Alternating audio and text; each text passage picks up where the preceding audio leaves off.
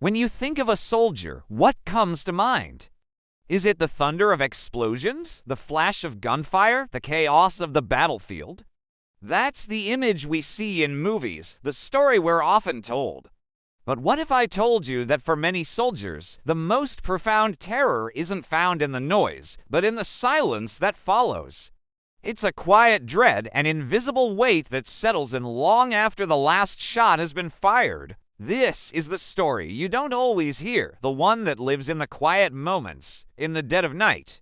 It's the silent battle that every soldier knows, and today we're going to talk about it. It starts with a feeling you can't quite shake.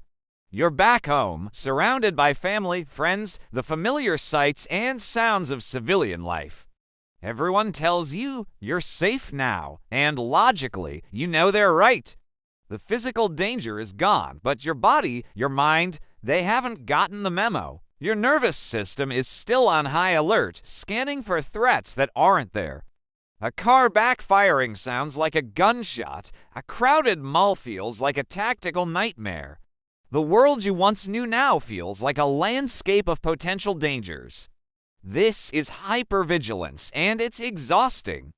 It's like running a marathon every single day without ever moving a single step. You're constantly on guard, waiting for something to happen, and the what-if scenarios play on a loop in your head. It's a quiet, internal alarm that never turns off. Then there's the silence of the night. Sleep, which should be a refuge, becomes a new front line. When the world goes quiet, the mind gets loud. Memories you've tried to push down surface without warning. Not just the big, dramatic moments, but the small details. The smell of diesel, the look on a comrade's face, the feeling of the ground vibrating beneath your feet. These aren't just memories. They feel real, immediate. You wake up with your heart pounding, drenched in sweat, disoriented. Is it your bedroom, or are you back there? This nightly battle leaves you drained, and the fear of what the night will bring can make you dread going to sleep in the first place. This exhaustion seeps into every corner of your waking life, making it harder to connect, harder to focus, and harder to feel like yourself. Perhaps one of the most difficult parts of this quiet terror is the sense of isolation. You look at the people around you, living their lives, worrying about traffic, deadlines, what to have for dinner. And you feel like you're on a completely different planet. How can you explain the weight you carry to someone who hasn't felt it? How do you describe the feeling of being fundamentally changed by your experiences? You might try, but the words often fall short. They can't possibly understand the bond you had with your unit, the people who became your family, the only ones who truly get it. This disconnect can create a chasm between you and the people you love most. You might start to withdraw, not because you want to, but because it feels easier than trying to bridge that gap. The silence becomes a wall separating you from the world you fought to protect. This feeling of being an outsider extends to your own identity. Before you were a soldier, you had a mission, a purpose, a clear role. Your life had structure and meaning. Now, who are you? The transition back to civilian life can feel like losing a core part of yourself. The adrenaline, the sense of belonging, the intense focus, it's all gone. And in its place, there's a void. You might find yourself missing the very thing that caused you so much pain. It's a confusing, paradoxical feeling. You can miss the camaraderie even if you don't miss the conflict. This search for a new identity, a new purpose, can be one of the longest and most challenging missions a soldier ever undertakes. It's a quiet struggle to redefine who you are when a huge piece of your past identity is gone.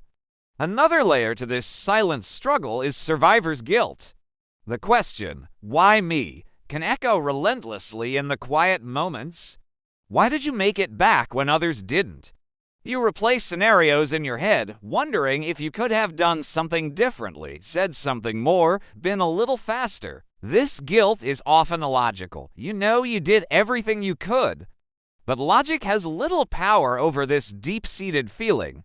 It can feel like a betrayal to be happy, to enjoy a sunny day, to laugh with your family, when you know there are others who will never have that chance again.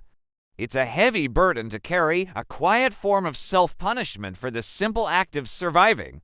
So, where do we find hope in the face of this quiet terror? The first step is acknowledging it exists. Giving it a name, understanding that you are not alone in this experience, is incredibly powerful.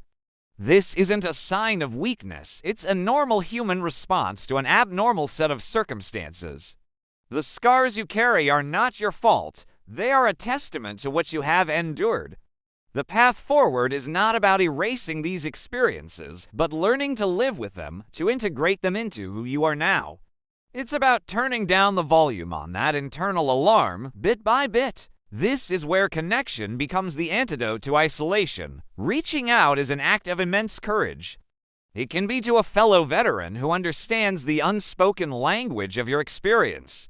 It can be to a trusted family member or friend. Even if they don't fully understand, their willingness to listen can be a lifeline. And critically, it can be to a mental health professional who specializes in trauma and veteran care. They have the tools and strategies to help you navigate this terrain. Seeking help is not a surrender. It's gearing up for the next phase of your mission, the mission of healing. It's about reclaiming your life from the grip of the past. There are incredible organizations and resources out there dedicated to supporting veterans. Groups that offer peer support, therapy, recreational activities, and purpose-driven work. These communities can help rebuild that sense of camaraderie and mission that you've been missing. They provide a safe space to share your story without judgment and to learn from others who are on the same journey. Finding a new purpose, whether it's through volunteering, a new career, a hobby, or mentoring other veterans, can help fill that void and give you a new reason to get up in the morning. It's about building a future that honors your past, but isn't defined by its pain. The quiet terror is real, and it's a battle many veterans fight long after they come home. But it's a battle that can be won. It's won not with weapons, but with vulnerability. Not with aggression, but with compassion for others, and most importantly, for yourself. It's one day at a time, one conversation at a time, one small step forward at a time. If you are a civilian watching this, your role is to listen, to learn, and to create a community where veterans feel safe enough to share their silent struggles. Ask how they're doing and really mean it. And if you are a veteran or a service member, please know this: your story matters. Your pain is valid, and you are not alone. Reaching out is the bravest thing you can do. Your mission may have changed, but your strength and resilience are still there. It's time to use them to fight for your own peace. Thank you so much for watching and for taking the time to understand this important issue. If this video resonated with you, please consider liking it and sharing it with someone who might need to hear this message. And for more content that dives deep into meaningful topics, be sure to subscribe to the channel. Take care of yourselves and each other.